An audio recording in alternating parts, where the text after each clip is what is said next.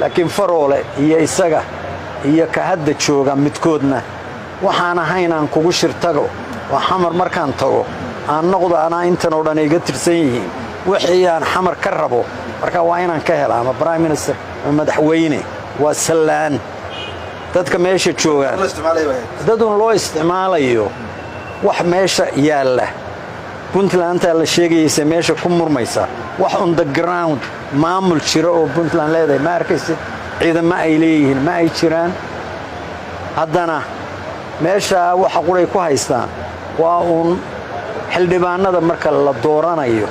iyaga magacaawda xildhibaanadii dadka loogu tala galay 3 sano tarbay haydanay yeeshaano mid iyakaaba markii horeba la tagay markii horana iyaga magacaabay haddadanna waxyaalaha farmaajo uu leeyahay waa su'aal adag wuxuu ka ogolaaday Siciidani inuu haddana isagu soo magacaabo wuxuu uga jawaabi waayay laano concessionka ina deynina waxa ugu weyn oo xamar ka rabaa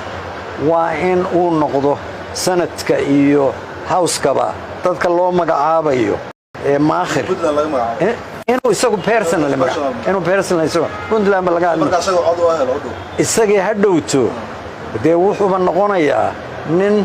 la yimaada inuu yiraahdo anaa baystaahinaana madaxweyne noqdo ama prime minister noqdo